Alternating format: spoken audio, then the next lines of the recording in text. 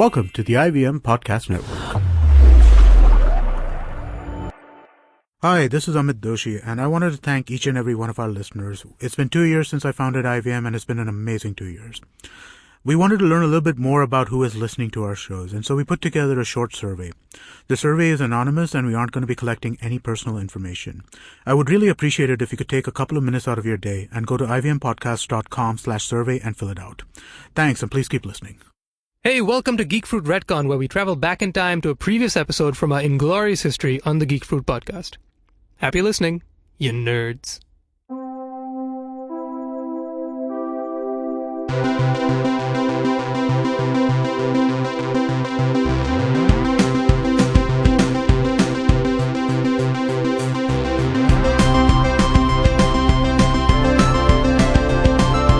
Hi and welcome to Geek Fruit. You're listening to me, Tejas, and I'm here with Jishnu, who's also from Geek Fruit. Hi, Geek Fruit Jishnu. Hello. Hi. So, today, good episode. I'm very excited. Yeah, I'm quite excited because we have a number of things to talk about.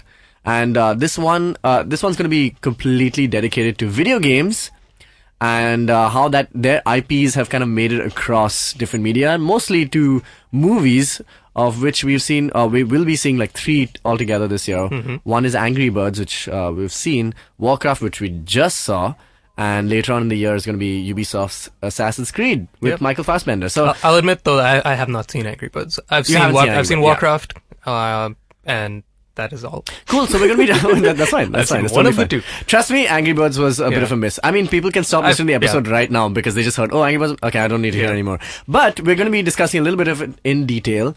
And we're also, I just figured, since, the timing seems to be right. I don't know when this episode is going to come out, considering we do a little bit of them backlogged. But at the time of this recording, currently E3 is going on in, I think it's in LA. And San Francisco, I'm not sure. Okay, it's happening somewhere there. It's happening in the West. It's happening on the internet. That's really what matters. Yeah, even if you're not there. Very true. You get the meat of the matter even if you're not there. Yeah, so E3, for people who don't know, is like the biggest games expo that happens every single year. It's like pretty much the Comic-Con for video games. And that's the kind of place where all the major kind of game producers like Rocksteady, Rockstar, Bethesda and Ubisoft, etc. They all come, and this is the place where they show off, where they basically either reveal their newest their newest games, or reveal some dev diaries, or it's basically an opportunity for them to like throw out trailers, because pretty much how we love trailers. We love trailers. So we love also like news, just generally. That's when they kind of reveal I mean, there was a rumor that somebody said there was a Crash Bandicoot remaster or something coming back. That would be amazing. I would die. I don't know how well it would look, but I mean, everybody loves Crash Bandicoot. It was Sony's kind of like flagship kind of thing back in the day. Yeah. Crash Team Racing was my religion. Crash Team Racing, for like a solid 3 years of my life. I think that preceded Mario Kart also, or it was a competitor to it. Was a competitor. Because one is Nintendo, one is Sony. Yeah. So yeah, man, lots of really, really good games have been announced, and I think we're like, it's day 3 or day 4 of E3 right now. So I just want to kind of go over some. How many days do they have?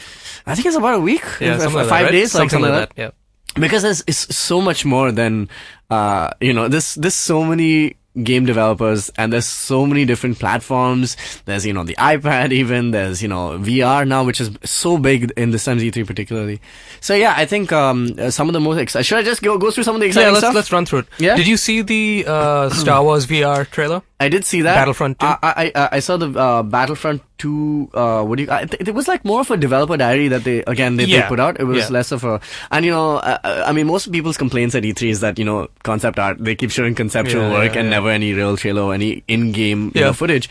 But whenever I did see, there was one which really caught my attention, which is by Visceral Games, and they're making a Star Wars game, no title revealed just yet, but it looks fantastic. It just looks like it's like a third person RPG kind of thing. Sure. And just everything that they've shown from, and somebody from IGN caught this really, really quickly. Mm-hmm. This literally, they've put out one clip, 5-second clip of this guy exiting this kind of Mos Eisley-esque kind of place. Mm-hmm. And there were just like 2 like props on the side. Like literally I wouldn't have thought anything about it. But the guy kind of like, whoever it was, I think at IGN, just got it. I think it was Max Schofield. And he like basically just said that these are exactly the two kind of, one looks like a hull of a ship and one looks like a transmitter or something like that. And then they pulled out a clip from A New Hope where it's exactly those two things. And I was like, what sorcery is this? My gosh. I'm more impressed with the guy that caught that than the actual thing exactly. itself. Just the fact that, that these guys can do such, instant throwbacks. Man, we gotta get better at this. That's a fan and a half. We gotta get better at that. But, that was one really, really exciting thing.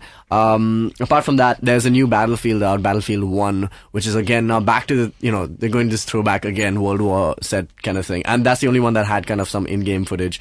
Looks really sweet. Co-op game. Watch Dogs 2. Watch Dogs is a game that is... you played Watch Dogs 1 I did. recently, I've been right? playing it with our bandmate, Alok, who has a PS4, so that's why How far did you get? Not very, but I always usually like Ubisoft's like stories, and they always have, with Assassin's Creed, they've done such excellent work. But surprisingly, so Ubisoft this year at their panel skipped Assassin's Creed completely for obviously to no one's surprise, because there's enough. Pimping out. Yeah. Assassin's Creed has enough games, and they have a movie coming out at the end of the year. That's what I mean. Yeah, enough games definitely, but they also have enough media coverage. And I think just generally also at the end of this episode, we should talk a little bit about Assassin's Creed and what it looks like. Yeah. So Watch Dogs 2 looks really much better. New main character, better than the first one. Nobody likes Aiden Pierce, so we're all excited about Watch Dogs 2. The intro trailer looks amazing. It's set in San Francisco. Really looks interesting. Those are kind of the things that are out. Other major news so far that has come out is Xbox has a new competitor to the PS4 Neo now. So the PS4 is releasing a 4.5. So there's an Xbox One S. It's almost like an iPhone. And so the Xbox One S 4K resolution. Just basically state of the art, and sleeker, slimmer, just a better version of that. Yeah, so anybody who's looking to buy an Xbox or PS4, I think maybe. Do they have release dates on those? Yeah, they're both, I think, around Christmas. So that's what they're looking at. At least the PS4 Neo for sure is coming out during Christmas. That's confirmed. Other really cool things in the VR, man. Like Oculus Rift is going hardcore. Like PS4 and VR looks like really, really good. There was one. So check this out. You'll really like this. There's a new Star Trek VR game that's coming out, which is played in co-op with 4 other people on VR headsets. And to demo the thing, they got Carl Urban, Geordie LaForge from the original Star Trek Next Generation, right? They got LeVar Burton basically, and then he was on stage also. He was at the panel, and Aisha Tyler was the moderator. So it was quite cool. And they basically, and Ubisoft, I think, were one of the few developers who were live streaming it from Facebook itself. So I caught a little bit of it last night, and it was quite impressive. But there were a lot of people who are you see, all the nerds are basically down thumbing the whole, all the event, because there was no news. Basically they just want more, and they can't reveal so much. They just But the thing is, VR trailers, I don't know how you can market that thing unless you have VR. I'm not that I'm skeptical about VR gaming. I'm very excited. But I honestly can't form a proper opinion on VR gaming until I've played something or the other. Because it's one thing to see a trailer for a game, and obviously they'll show you the prettiest parts and the most action-packed moments, or the most sleekest looking thing. And it's rarely that sleek and that amazing the whole way through. Some games are, but not all the time. But with VR, how do you appropriately market that thing unless you get to experience it? I think because it's still so new. The one way of doing it, obviously, apart from just generally the idea for using VR needs to be good. So the thing that they were showing Star Trek with is that you have to operate the bridge, and one person has to be captain, one person has to be engineer, one person has to be communicator, things like that. So it was quite cool, because the idea is good that 4 people can be inside virtually, the bridge of the Enterprise, and do that. So I think story wise, definitely that doesn't hurt. Everybody wants to be a Jedi and play that in VR, and they did show that as well. So I think story is very important. The other thing is definitely the clips of how they're done, and more demos need to be available for people to play. But that's the thing. Then how do you access the demos unless you have a VR set of your own that scale, of that caliber? This is it's probably not something you can do. I suppose the simplest way you could do it is if you get a Google Cardboard and play and walk through something on your phone, which is maybe as a trailer, maybe. Because I'm just thinking back, when smartphones just came out, right? Or like were coming out, and this whole swiping and all that stuff was a new thing. Yeah. You could tell people, you don't press buttons, you just swipe. Like imagine just take your finger and do like just gestures and it'll happen. Yeah. Again, in practice, obviously it's amazing. We do it all over the place now. Yeah. But at the time, again, it's like you can't really. I can't experience it until I have it. I can't. Yeah, I can only imagine what it's like.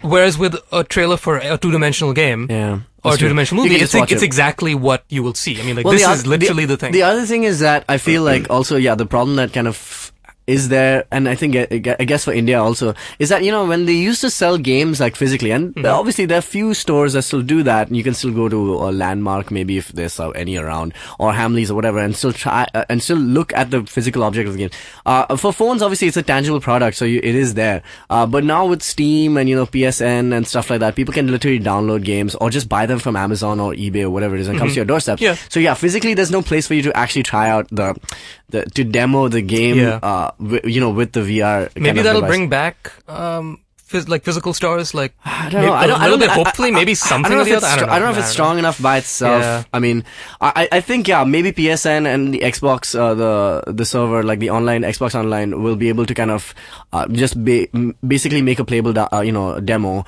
and you have to have obviously the VR kit. You have to have PS4, Xbox One S, for you to be able to play that. So I think once the demos are out, it should be. What I think could be cool is so we've been. Meaning we should definitely do this. We've been talking about this for ages. We've been meaning to go to that escape room thing that they have. Oh, yeah, sure. Yeah, so, things like that, things that, maybe like... It's a real-life VR game. Yeah, things in the realm of like laser tag and like, paintballing and stuff like that. Things where you're in a big immersive environment and you wear appropriate attire for it and like you're given something physical to hold that you have to like carry around with you and do stuff. I think maybe something that could potentially happen, I don't see why not, is if you get a big space, that's just a big giant empty space that is safe to like, if you fall down, you're not going to die and like hurt yourself. Just a big empty room. Yeah. And then you create games for a specific thing that's over the top, that is incredibly physically based. Felt like, that could be cool. I mean, like, as like a one-off thing. I mean, like, you obviously charge a premium rate for it because it's like a very unique experience. Basically like, it's something like, the Danger Room in X-Men. Basically where you have an empty room, but you're wearing these goggles, and then they project like things just for you to interact with. Yeah, I mean, because awesome, obviously the thing is, I mean, at home, I'm assuming this again, like I said, because I haven't experienced VR gaming, I don't know what it's like, but I'm assuming since it's for at-home gaming, you will be just sitting or standing in one spot, like, or you can't move too much. So you might jump up and down a little bit and like run in place, but they can't make something that requires you to move. Not like lot, right? Not like Ready Player One and the haptic sensor. Yeah, you can't do all that. Yeah. So I think the next step above that to make something that's one level ahead of that is to have people just something want to run and jump, man. That's what people want to run and jump. Pretty much. Yeah. Last thing I just want to talk about before we get to Angry Birds is one of my favorite companies, Telltale Games. They do some of the best games, which are story, consequence, and choice-based kind of games, and they've made some really excellent stuff based on Fables, which is a Vertigo comic book about all these actual Fables characters like Alice in Wonderland, and you play the titular character, which is a big bad wolf, and the game is called Wolf Among Us. So it's an excellent season base, and they release it in episodes. So you basically on your choice, based on the choices and the consequences, the story progresses. That's cool. And they've done some for The Walking Dead was like the 2014 game of the year, and it was just like a story game. It was not even a actual shooting game or anything like that. So they've just, they had announced the Batman Telltale series game. And now they finally released some screenshots from it, which look really, really good. And the cool thing about that is that they're going to be, it's more about Bruce Wayne. I think this is like the story I've always wanted to play, which is more about Bruce Wayne and this, and in their own words, the fractured psyche of, Batman versus Bruce Wayne. And you spend time outside the suit as much as you do in the suit. So it's going to be quite interesting. That's cool. And it looks like in their own words, a living, breathing comic book. So it's out this summer. So really looking forward to that. Very cool. Cool. All right. Let's take a break. A little breaky poo. And we're going to take, and we're going to talk about Angry Birds, Warcraft, and Assassin's Creed. We'll be right back. Hello there, my name is Naveen Narona, and as a gay person in India, I get asked a lot of stupid questions. Beta, is it LGBT or eligibility? How do two men procreate? Bro, is Grindr better than Tinder or what? We answer all these questions and much more on my podcast, Keeping It Queer, where I talk to individuals from the LGBT community in India and learn about their personal stories. Catch new episodes of Keeping It Queer every Monday on Audioboom, iTunes Global, SoundCloud, YouTube, or generally any of the podcasting apps. In fact, you can now download the IVM podcast app and listen to it. Happy listening. Greetings. We're back. We're back on Geek Food. We're talking about Angry Birds, Warcraft, Assassin's Creed a little later on. First off, you didn't see Angry Birds, I've did not you? seen Angry Birds. Okay. I've played I finished... How many have you played, yeah? I finished Star Wars Angry Birds. You don't play the original I have played the original Angry Birds, but then when I saw Star Wars Angry Birds came out, I was I'll play that instead. And then I finished it. They had Star Wars 2 also. They had a sequel also, which is the prequels, I think. Yeah, I mean, to be completely honest, I mean, I only ever played that game while on the loo, let's say. You just said Angry Poo before the break. I said Breaky Poo. Get it right. Oh, please. Sorry. Angry Poo, though, is the equivalent of what you did on that. Yes, I suppose. Yeah. It was very pleasant. It was not angry. I'm talking about the game. It was very pleasant. The game was aggravating. Okay. But so I've only played it on that. So I was like, look, I've invested enough of my life. Yeah, but that's what it's for, isn't it? Absolutely. But now I'm sort of dialing back. I'm like, now I want to concentrate and relish in the moment rather than playing a game while. Oh, I see. Do you not read? No, a little bit, I guess. Dude, don't laugh. Everyone does something. I do something, but I don't want to play a game. I want to focus and enjoy these moments alone that I have. Angry Birds have forever eradicated the need for the magazine shelf or the magazine rack in the loo. So anyway, how much have you played it? How much have you played? I've played a lot. I've played the first Angry Birds. I've played Angry Birds Space. I've played Angry Birds, the Star Wars, both of them.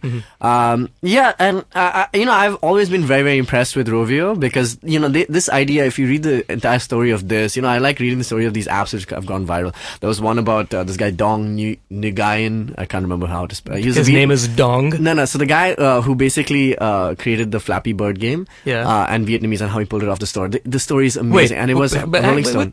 His name is Dong. Yeah, I think so. Yeah, okay. And amazing story. And how the pressure kind of got to this one creator. And anyway, so these stories are always great to hear. Similarly, for Angry Birds, the guy who created, I think it's a Finnish guy or Norwegian guy, I'm not sure, one of these Scandinavian countries, and basically their company was in a loss. This guy kind of almost just on a whim, he kind of started creating the first character, which is a red Angry Bird, and he took it and they developed it and became kind of a moderate success before they started making some changes. Sure. And then it erupted into this. I think it basically defined app gaming, the handheld gaming. Yeah. So the story is excellent. The movie. And just to go one step further. So everything that these guys, it's been really Midas for them. They went into gaming. It was great. It was a super hit. Went into merchandise. All these cute cuddly toys and it was a perfect IP, right, for kids, for adults, whatever it is. Yeah.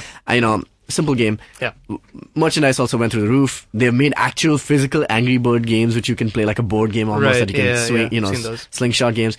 So all of that has been great. So which is why they've made some stuff on Netflix, by the way. So there's some, I think, Angry Bird Toons or something like that, like some cartoons and stuff.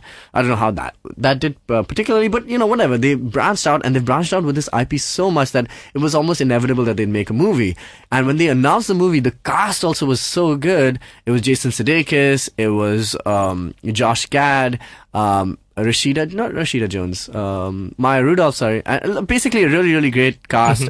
Sean Penn, by the way. Wow. We'll just get to that. And Peter Dinklage, etc. So when the movie announced itself, I was like, okay, cool. I would really like this to be a super hit, just to see what is the extent of this, the luck for Angry Birds. Yeah. And unfortunately, it ran short. It ran short at this. And which is such a shame because, there's actually a really good idea in this. And I'm going to talk about how Angry Birds and Warcraft are essentially the same story, pretty much. Cool. Which is so funny that we saw the exact same similarities between Batman vs Superman and Civil War. We're like, oh, okay, cool, that makes sense. Yeah. But between Angry Birds and Warcraft, it is exactly the same story, and they even look kind of similar. I'll just explain how. But so when I went for the movie, obviously I knew that it's an animated film. It is mostly for kids, though. I'll start off with that. Yeah. No, as in in the sense that it's silly to a point where there are no jokes which are elevated beyond like Pixar movie does it or Disney does it. There's some jokes which are slipped in there for adults, which both people can, and then you have the slapstick stuff. So this felt more on the end of the slapstick idea. And it starts with a good idea that, this bird, he's got anger management problem. It's a simple idea. So there's right? this bird, he's angry. He's angry, and, basically he joins a self-help kind of class, and this anger management class. And it's got this really zen kind of leader who's actually, so the voice cast is good. And then the story is that these pigs, who are the primary antagonists of the game, they kind of, there's a ship that kind of, they're on Bird Island, they kind of appear, and they basically say, oh, we're your friends, but actually they end up stealing all their eggs, right? And which causes them to go to their island and start throwing themselves at them.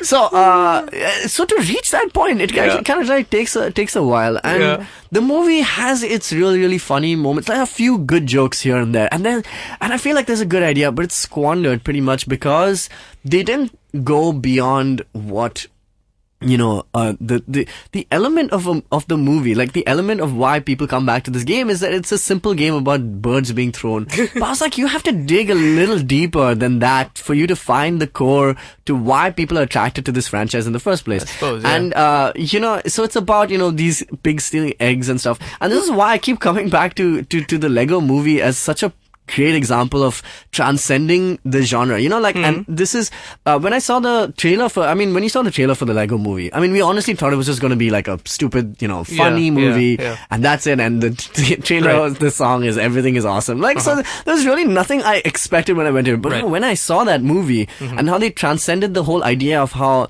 Lego is really about creation, about everybody can create, and then towards the latter half of the film, this is the only reason, real. It gets very real. real. That's the only reason why the movie was not selected as the best animated. It couldn't be because there was a certain amount of live action in it, and it just blew my mind that they went beyond the expectation. However, of what they wanted. I think the big difference though is that Angry Birds has it has restrictions, it has boundaries, in that it's a very simple concept. It's you swipe left and then you hit the thing and then it's done. That is all it is. And then it's just different levels and different complex ways of doing it, but that is all it is. Lego, what it has on its side is that there's nothing. It's limitless. That's why Lego sets vary from everything you can imagine. While I agree, so, so Lego basically is, what it has on its side is that it's just got characters that you can create out of nothing, which they did literally. And then it's just, you can make literally any story out of it. So Angry Birds, you would have to you have to give the viewers a reason as to why the bird wants to hit the pig. Yeah, fair enough. Why the pig is the antagonist. It's more restricted. So there's another emotion behind it, right? Like the whole anger thing of it, right? I felt like there was something there in the fact that, finally he convinces everybody. He's so basically the main character, Red, who's played by Jason Sudeikis. He's kind of ostracized. He lives outside, the village and stuff, because he keeps just getting angry and stuff. And there was a good idea somewhere buried in that about how anger is a good thing somewhere. Okay. And I felt like, they don't have to dig too deep. Like we spoke about Teenage Mutant Ninja Turtles also kind of exploring the hint of an idea. Right. And I felt like, when you have those, there is something there that you can kind of dig at a little bit more than what you have already, and it can make for something special, something unique. Sure. I don't know, you remember watching this movie Wreck-It Ralph, just, taking different franchises and putting them in the similar, in one movie could have been enough for a pitch. And I think that's what Pixels became by Andy, what's his name? Adam Sandler. Yeah. Which is, I'm sure there was no real thought to it. Again, I didn't see that movie, but when I saw Wreck-It Ralph, there's an idea that villains are good, and everybody has a role in society, and his role as a villain is really what keeps him alive, and that's what he's good at. And similarly here, there was that idea which I feel like they didn't explore. Here's another thing, but I just want to get into it. There's one, Sean Penn was in this movie. Sure. And I kept wondering, where is Sean Penn in this movie? And basically, he's the one bird who literally doesn't say anything in the whole movie and just goes, that is what Sean Penn is also known for. Fair enough, but I was just like, you could kind of got anybody else to do that. This is the interesting thing about these kind of movies, Wreck-It Ralph, Lego Movie, this one, whatever. All these animated films, I think they can probably afford to get all these big names because you only need the guy there for a day or 2 days. Other than Jason Sudeikis, Sean Penn, literally was probably in there for as much as time as the time Vin Diesel was in for Guardians of the Galaxy.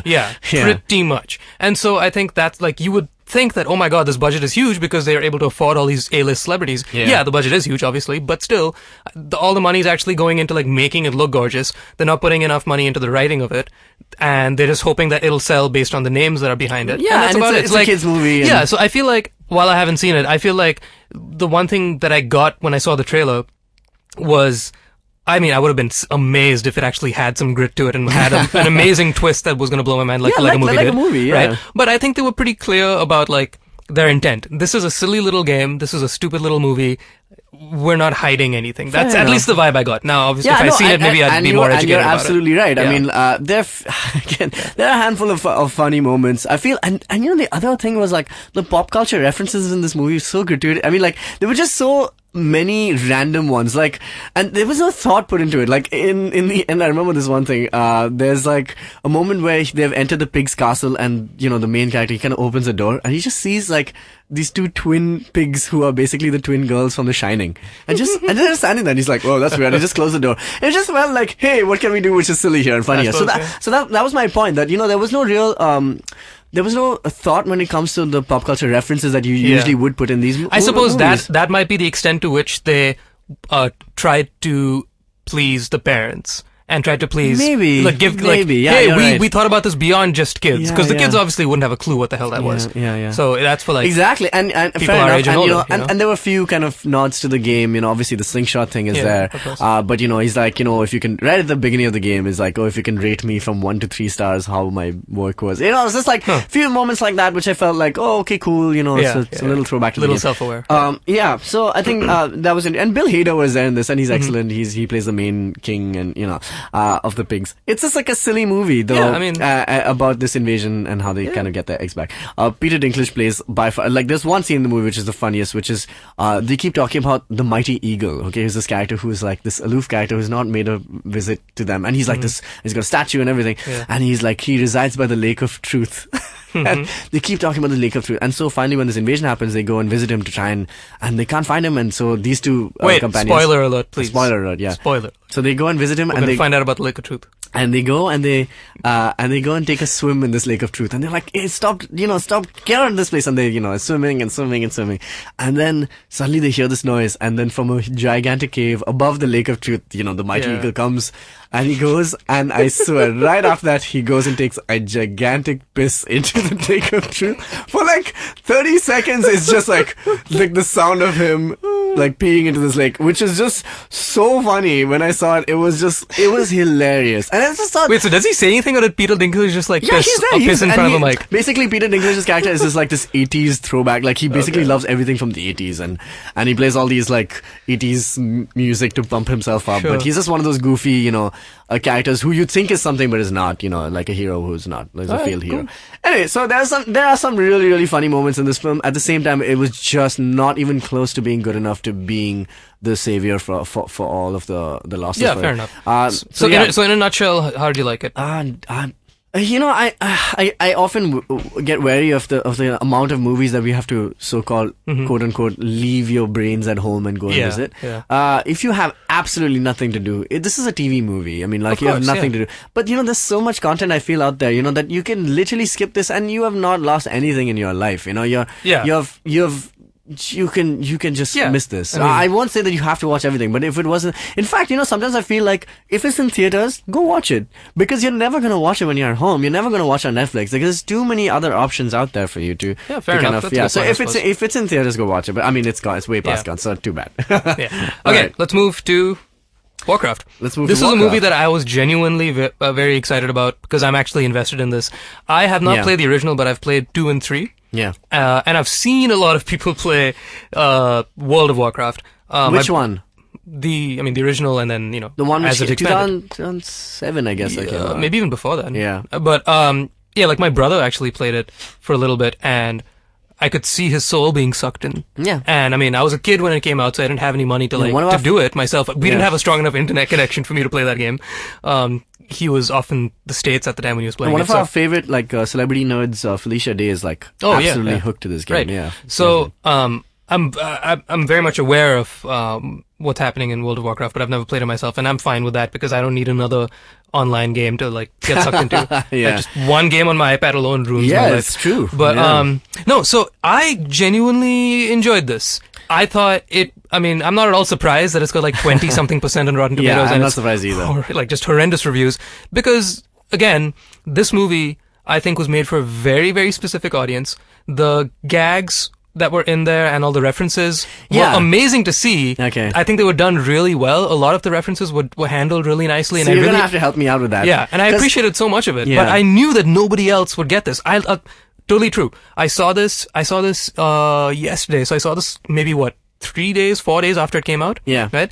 There were less than 20 people in the theater. Oh yeah, there were about 20 people in my theater. I saw There that. was nobody there. Yeah. And like, I think people didn't know what to watch on. For me, like it was like a late night show. They probably caught it, Yeah, and I thought this would be filled with like nerds who play this game. Yeah, that's what I thought and too. this happens so rarely to me now Yeah. because I usually am pretty I know a little bit about most things, and again while I do know a little bit about Warcraft, I think this is the first movie in a very long time walking into like completely fresh, like Yeah. not knowing any of the history, any of the background apart from like Azeroth, Sure. just knowing the actual setting of it, like, Yeah. Middle Earth. You can't Right. not know these things. Yeah. But yeah, obviously I knew that much, but I came in like not knowing a lot of things, and because of that, I found so many things absolutely bizarre and funny. I just found it funny. Like, I couldn't not laugh at a few things. And because I've just felt generally like a lot of it was badly executed.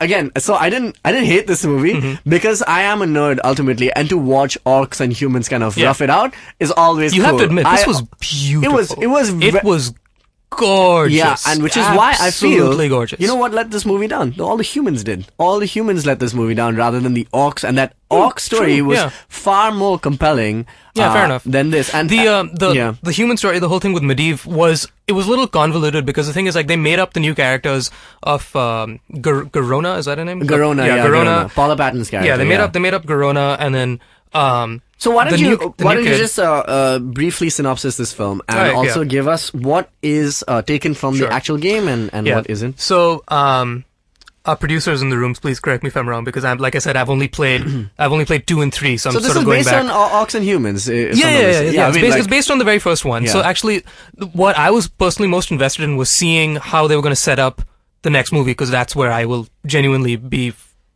in the know of pretty much everything that's happening. And I can't wait for 3, because I've played Warcraft 3 maybe like almost 10 times over. Like I've played that game again and again. Mainly Warcraft 3 Frozen Throne. That expansion pack was of course, Frozen beautiful. Throne was a very, very popular expansion. So anyway, so this particular movie starts off with Dominic Cooper, who we're going to see a whole lot of. So it's very curious to see him I did see your. I mean, I heard that interview on Graham Norton. No. So I mean, I heard you guys talking about, you and Dinkar talking about how he seemed completely uninvested in this. You're just so aloof. And it made sense. It kind of showed. It kind of showed. Kind of shows, yeah. Yeah. So actually, that being said, sorry, before I explain the whole thing, that would probably explain why the orc story was better, because again, like we said, they have these big names like Dominic Cooper and whatnot who probably But funny enough, they didn't have that many big names that I thought they would. Like it was they didn't have too many. They didn't have too many, right? Cast, yeah. Yeah, it was like up and coming guys basically. Yeah. But I think the reason that the orc story might be more compelling is because that's the part that's all CGI, and so they can like really take their time with like doing that right. And it's also Toby Kebbell, the guy who plays like Koba in Planet of the Apes, who's done an excellent job there. He's also Dr. Doom, by the way, in the terrible Fantastic Four. I was trying to think he was in Fantastic Four. Yeah, but that's he's right. a good actor. I know that Toby Kebbell is generally an excellent actor, and he's excellent at the mocap and CGI stuff. So yeah, I feel like Dominic Cooper seemed to kind of like phone it in a little bit. He's like, okay, this is the standard hero pose. Cool, I'm going to do this thing now and look angry and do the thing. There was no real original character in that role, but yeah, fair enough. Whereas, so just give us the story for the film. Like, I was very impressed with the Khadgar guy. Khadgar, that was his name? Yeah. Ben Schnetzer. Never seen him before. Yeah, no idea new who he was. guy. He was cool. And I think, again, because he was a new guy, like, he genuinely was like, I need to impress. Yeah, I need fair to enough. do No, this. he seemed like the most like invested in his role. Like he was enthusiastic. But again, he was... and so was his character, I guess. I'm not sure. He wasn't a random guy. He wasn't made up for this movie, but he was sort of a lesser...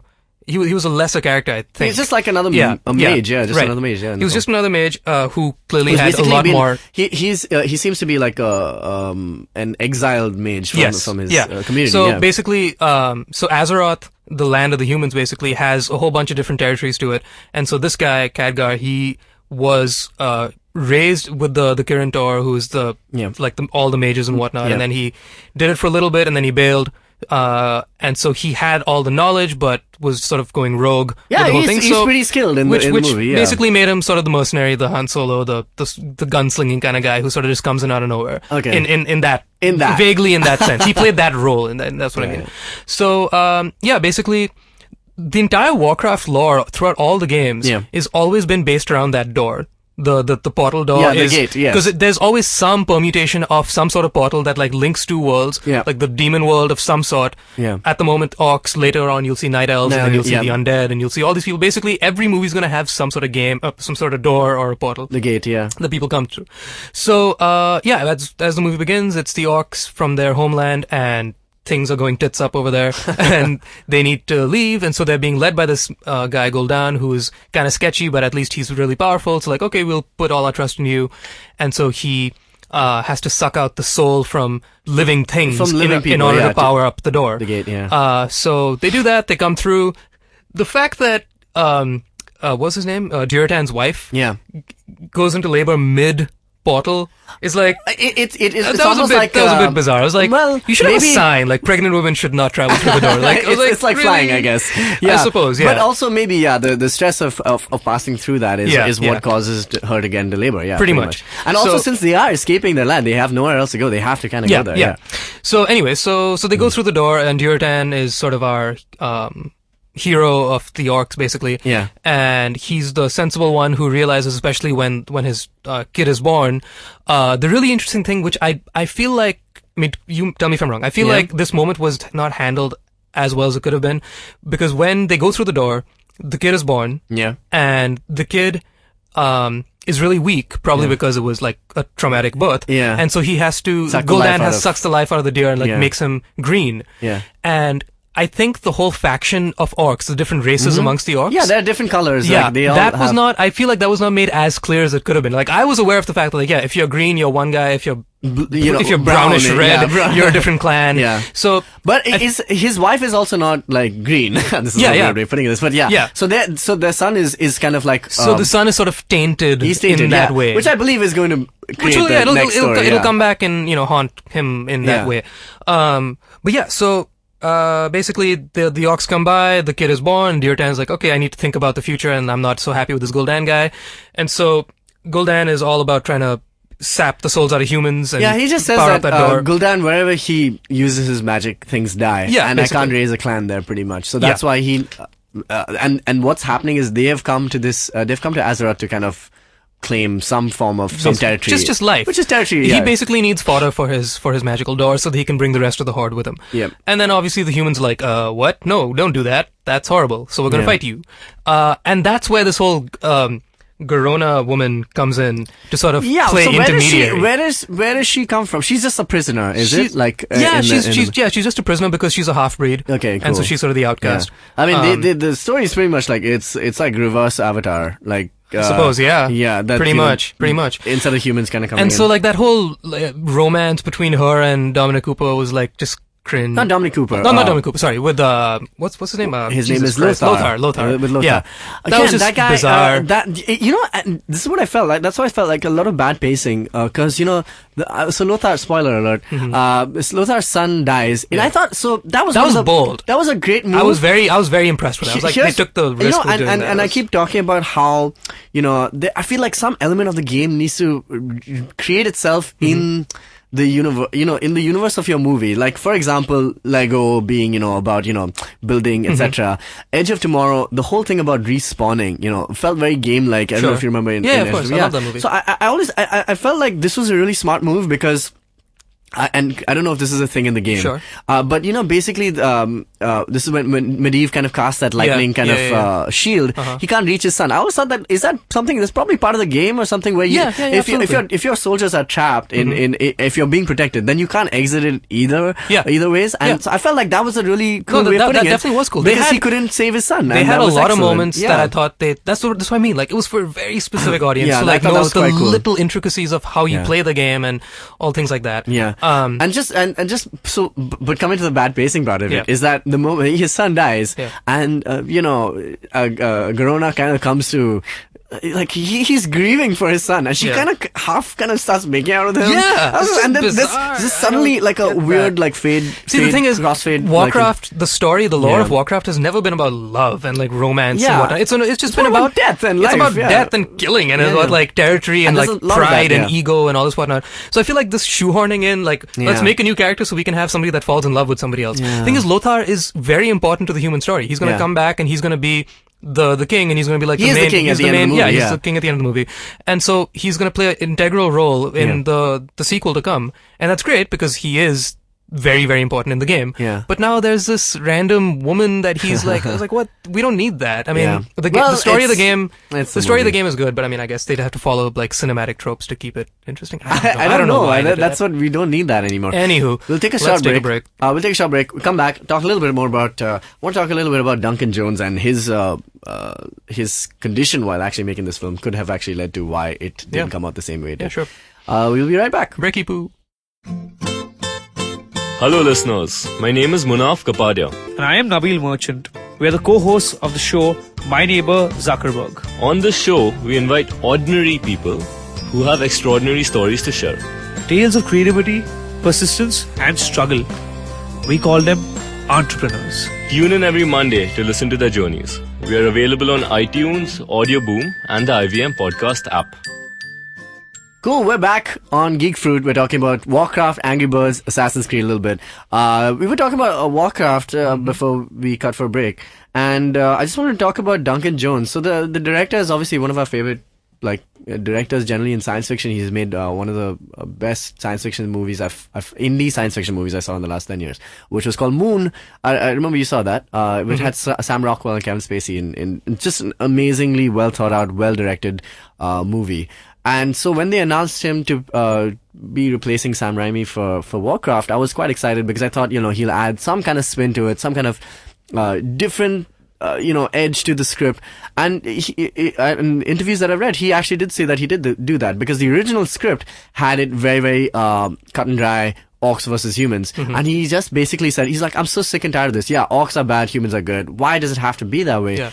There are always good people and bad people on either side. And but the game is not like that, though. That's what makes the game really amazing. Yeah, exactly. You can empathize with all sides. Exactly. And so, I mean, and obviously, I guess he must have played the game, and he also is just generally a good storyteller. So he said that, let's mix it up. Let's make it slightly more darker and a little more complicated, at least politically, and that's how the movie has turned out. And I felt like and the problem is that, and I don't want it to be the reason for why we cut him some slack, the movie is not exceptional. But I mean, like, he had a bunch of like cancer related problems in this while he was making this movie. So his wife had breast cancer just as he started filming the movie. Damn. And towards the end his father died of cancer. And his father, obviously, for people who don't know, it's David Bowie. And just so he's like, and basically in an interview he just put in one sentence was that this movie for me started with cancer, ended with cancer.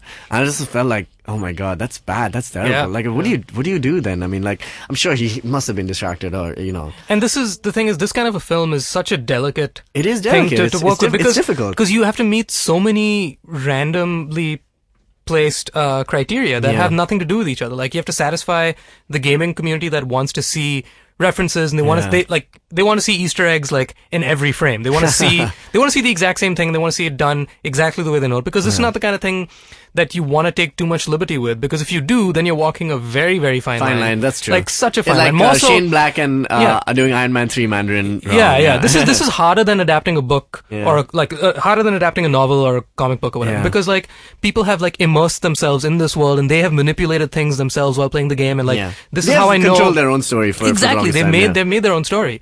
So that's a whole other level of being invested in this thing. And expectations must be crazy, especially since the official rendition of this story will in movie form is with somebody else, and then you gotta make sure that you please the fans also. Right. I just felt like it's a couple of things that I'm just going to talk about the things that really bothered me about this film, apart from the pacing and just like the way scenes were edited and things like that. I felt like the accents really threw me off so badly in this. I mean, usually when we see a medieval story, I mean, Game of Thrones, we have Peter Dinklage, who's one of the few actors who's an American actor who puts on a British accent for this show. Yeah. And for good reason, because, medieval stuff has always been rooted in the United Kingdom. I mean, the English is where all colonization can happen from. The new land hadn't been discovered. Exactly. Yeah. And, no accents were there. And in this movie, we have literally everything. So the main character, who plays, the guy who plays Lothar, he's got this kind of weird French English kind of weird vibe. Yeah. The guy who Ben Foster, who plays Medivh. By the way, I thought his role was absolutely bizarre. Like it was just all over the place, and it was just funny. It was almost camp, to the level that I was just laughing whenever he had to do something. It just felt silly. Also, not helped by his American accent. There were a couple of characters who just had an out and out American accent. I just felt like the one thing that bizarre. Threw me every time was that Lothar's son. Yeah. So he would say things like, "Dad, where are you going?" Yeah. And he'd sound like he's a modern day teenager. I was like, what? He's on his deathbed, or not on his deathbed. He's lying in a hospital bed or something. Yeah. And he's like, "Dad?" I was like, wait a minute. Shouldn't you say something improvement? Should you be like, "Father, I have failed"? Yeah, exactly. You'd expect something in that vein, something right? That, he's literally a 21st century kid. Yeah. Thrown into this world. I was like, what? It almost felt like, these are the same people who are playing this game. Yeah, but I don't know. So that really threw me off a lot. There were a lot of crazy accents here and there. I mean, so, Gul'dan had a kind of an American accent, but, Durotan, who's my favorite character in this film, he was the only one who felt like properly placed in this. His emotions were right. All his reasons for being who he was right. And his accent was dead on. And he was not like one of the other orcs, which typically they've taken Clancy Brown's voice and who plays Lex Luthor and all these animated shows, and they've pitch shifted it to make it sound like But his was the only guy whose voice was it was deep, it was baritone, but at the same time it was very, very intelligible. And you could, and then the moment becomes that you can start to empathize with the character, because if you feel like a character is super low and out and out villainous, you're never gonna even start to empathize with that character. But I think, and that's just credit to the game itself, because they were very accurate to the orc voices in the game. And very, very accurate to the orc voices in the game. And the orc voices in the game were always great. They were always very believable. Believable stuff. But again, this is the thing about the humans in the game. Again, accents were a little all over the place. I remember the very different accents coming from different people. Because Lothar's sister speaks in a different accent. Yeah. And it just felt like, so those definitely threw me off more than what I needed to be thrown off anyway with the story, which is going back and forth in a bunch of places. Yeah. And, I was watching this movie with my flatmate, and, Abhimanyu, I speak about quite often. And, he and I, obviously, we had no idea. And whenever we see something that is strange, it immediately makes us laugh because we're watching it together. And, the few moments when, Ben Foster is, playing this Medivh, and he just says things which are just so, Like what? For example, when, I think when he's on top of this hill and he's casting this one, and he's just like, oh, I gotta remember how to do this. It just felt like, so a lot of the scenes just came off as silly, and we're just sad because there's really good story in this movie somewhere. And this movie does what I thought a lot of movies about this kind of, which they don't do, is they cop out and they don't kill off characters. And I really liked that, the scene at the end where Garona has to kind of, kill Lane. So King Lane says, kill me so that we can bring peace to it. It's great. I thought that was great. It was really emotional, touching. At the same time, when Callum dies, this guy's son dies. At the same time, Durotan's death is so poignant and really, really important to the story, because that guy cheats and he breaks a tradition, which I felt that is good, because this whole movie is very clanist. It's very and that is so crucial to the story. I mean, his wife is dead. I don't know if you've played this game on the App Store. It's called Infinity Blade. No. And Infinity Blade is basically a story about how it's a really cool looped story. So you have to keep it's a RPG kind of game. You keep killing people until you reach the end master, and he kills you, and you can't win. You have to die, and then your spawn, basically your your kids come back. So basically it's an infinite loop of kids who keep coming back stronger and stronger and finally defeat him at the end of the game. So I felt that vibe in this movie and this series of movies, if it ever kind of has a sequel and things like that. I felt like, the story has to be a little unending, for it to work, in the sense like his kid now is going to be like a crucial character. And I would love to see that his kid also becomes something. And, I'd like to see a story which kind of jumps a few years, rather than, immediately kind of sets it up right at the end of this film. Like, it should come back like 20 years later or 30 years later. And then we see the effects of that. Yeah, and then again, I think it will. Yeah. The story is ongoing.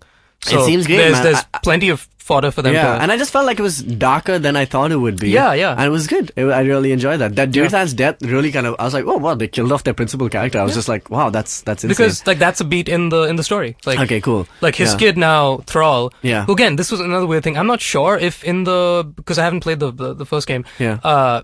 He has a different name in this thing. Yeah, they've named him something go well, something like that. Go well. Whatever it is. Yeah. That's not his name. Yeah, but maybe that was his name and then it changed. I don't know. So things like that were just a little odd. Yeah. Did you get the sheep reference when that happened? Because I lost it. So I didn't get what I it haven't was, laughed like that in a long time. I didn't get what the reference was, but I knew that it was something. It's just a standard move in the game. It's a move in the game that the mages do, and it's like it's a silly joke in the game as well. It's pretty much on par. Like if somebody yelled Leroy Jenkins in this movie, like nerds around the world were united and just standing ovation. Exactly. If that happened. So I got a lot of those things. One of the things which I thought should have been done better was there was this one really nice action sequence towards the beginning is when they have to capture one of those guys so they can see who's been attacking their lands. Yeah. When they capture Garona. Yeah, it was a great scene. I love that scene. For the simple reason that there was a mad exhibition of powers, and I always love that.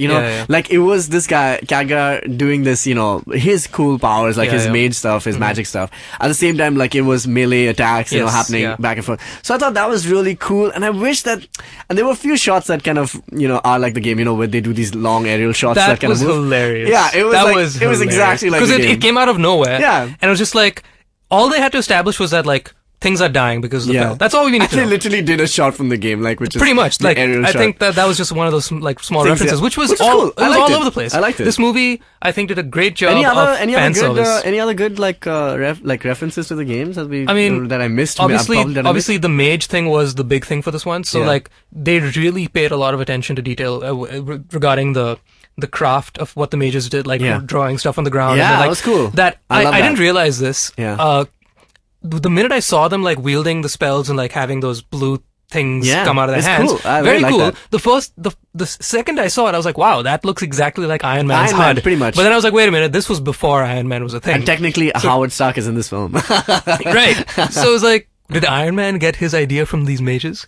Wow. Think about it. Yeah. But so there were a lot of really, really cool little things that they just picked up on. I think like I said, the sheep just blew my mind because I completely forgot about that. Yeah. But then in the Horde encampments, just it looked exactly like you'd imagine. That's why I think the orcs just had their deck of cards was far better than the humans because it's all CGI. Yeah. You can take all the time in the world you want to get everything just right. With the humans, the buildings looked amazing. It looked exactly as I remember. I was a little bummed that they didn't spend more time with the Kirin Tor. Okay, with the Kirin Tor. Because that is not explored too much. Once and he goes back. There's another thing that I found super silly. Yeah. The one guy who is from the Kirin Tor, the bald guy, with the I eyes. just laughed my ass off looking at that. That was just bad. Because he was just silly and dumb, and I was just like, dude, these guys are such epic characters in the game, probably. Because they built it up. He was like, I've been exiled from this place. And then he runs up and he's like, hey guys, I need your help. He's like, you've been exiled. He's like, no, but I really need your help. Okay, I guess we'll help you. He's like, go inside this door. He's like, do you know what's in there? He's like, I don't know. Just go in there. Cool. And then they just don't address it. You walk, he literally says, this magical thing has never happened. We are the wisest people on the planet. This has never happened. Should I go in? I don't know. I don't give a shit. I just found that so funny. And then he enters this thing and Glenn Close is there. Yes. And I was just what was that? What is Glenn Close doing in this movie? That was the weirdest character reveal ever. Oh, I just didn't know what was happening. Let's just quickly go to the points of this film, right? So what I didn't like were these things. These moments were just such a letdown because they were so funny, and this movie is supposed to be gritty, realistic, and sad. And while it does have its moments, tonally, this film is like all over the place. I mean, I think there was some bad casting definitely in this. Totally. I didn't like Lothar. I mean, I guess also that's the script is not enough for him to do much with. King Lane, also Dominic Cooper, as you mentioned, didn't have much to do in this. I mean, like, he's literally a king, and he's so one-sided. All the characters are pretty much one-sided. The only character who I really, really enjoyed, and again, is his right-hand man from the Orcs, Durotan's right-hand man. Oh, yeah. Kind of goes back and forth. So he has a great, like, arc, he's a B-side arc, kind of like Lando. And so I kind of like that. But yeah, apart from that, I mean, I really find no difference between this and Angry Birds because, like I said, it was the exact same plot. Both are about invasions by green people from another land trying to take invading red people? Redheads. Invading the species which is inhabitant. Sure. And and it just felt like I was just like I was just watching Warcraft last night and I was like, I have to talk about Angry Birds, but it's essentially the same film. And just one is inadvertently funny and one is trying to be funny but is not. And I just thought that both of these movies, the elements of the game which you're trying to bring, you have to bring that back. And this is why I keep talking about the Lego movies so much. Just about taking the bigger idea of these things. Warcraft, like you said, is about politics. It's about ego. It's about pride. And those are the things that should be the main thing of this game. And what I felt like also I felt like respawning. And this whole thing about these kids kind of growing up and like them remaking themselves, I thought that could be worked into the storyline somehow. About like, because Warcraft, correct me if I'm wrong, is that you have to keep making new units and you have to keep fighting and you have to keep doing these things and making alliances and and things like that. And I felt like that should have been the core element of the story. The only time they focused on that was when they were standing around the map.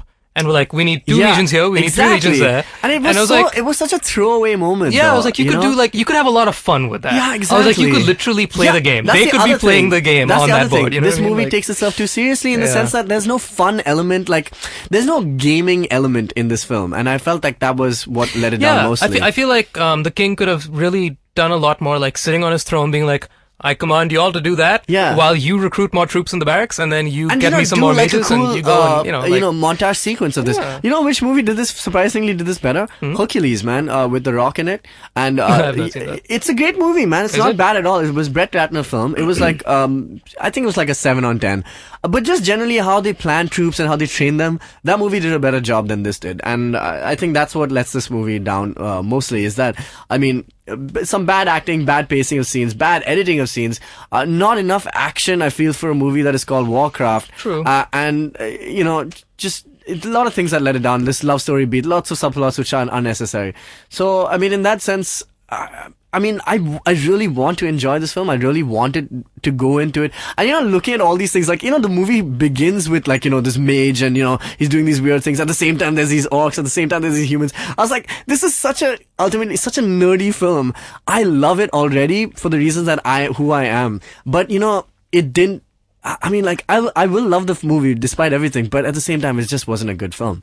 And I'm just hopeful. Yeah. I'm hopeful that since Thrall is now born and we've seen he's met the humans, and so we know the next move's gonna be mid. Yeah. I'm curious if they're gonna stick to the beats exactly of like, okay, now we're gonna play the second game. Cool. We're gonna tell you that story, or are they gonna like mix them together? Because the thing is, really, I bet my last buck, anybody that's invested in this series is waiting for the Reign of Chaos storyline, because that is where Night Elves get introduced. That's where the undead and all that really come into power. And they kind of shown, like they teased it a little bit. They teased it a little bit. Yeah. Actually, I got really excited. One tiny, I'm not sure if it was a reference or not, but like it got me very excited for like a half second, was when Medivh is like all bad and like he's fighting the guys and he morphs into that demon. Yeah. For a second, I thought he was Illidan Stormrage, who is a night elf who's like exiled and he's blind and he's a real badass and he looks amazing. Like he's arguably like my favorite character in the whole thing. And for a second I was like, holy crap, has he become that guy? Because he doesn't come in until like the third game and he takes the story forward. So like for a second I got really excited, but then I don't know if that was meant to be Illidan or not, because he looked so similar, but then like he grew one fang too many. If he had like one less horn, then he would have been that guy. But I was like, anyway. He basically looked like like the Night King, but green and not cold. So I mean, So I'm just hoping that the next this movie has done excellently in China. It made 164 million in like 5 days. I'm sure, which is a lot of money. Because that's where all the MMOs been played. Pretty much. Yeah. So it didn't do very well, domestically, but I think globally it's been. I guess it's recovered the money. Could easily. I mean, Fantastic Four had a sequel. Yeah. I mean, this can definitely have a sequel, and I'd like to see the sequel. I'd like to see them correct very much like TMNT did, like correct the mistakes of the first one and kind of go in, with a better story and a more linear kind of thing, which is just simple.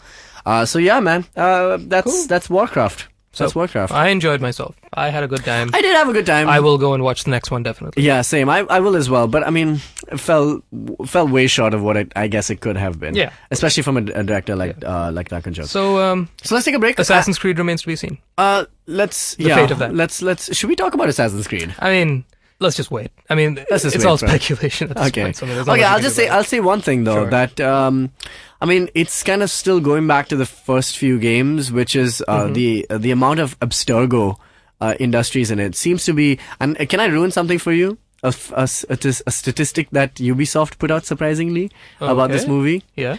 Is that they're saying 60% of the movie is set in today's world and 30% is 40% is in. I guess. I mean, if that's going to plant a seed to like continue on the story, so that they establish the rules for.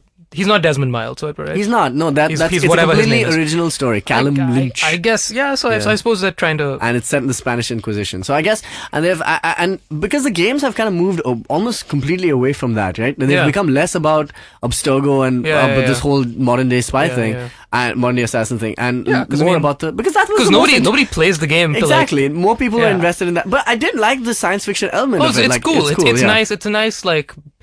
I always consider when I play the game, I always took the Desmond Mile, like the real life stuff, as like, okay, let's take a break from like stabbing people and let's just fair enough, catch our breath. It was a break. It's just to catch your breath. Yeah. Especially in the first game. And the bleeding effect was cool, the fact that, he kind of inherits all these powers just by, being too long in all the speculation until we get there. Cool. So, thanks for being here.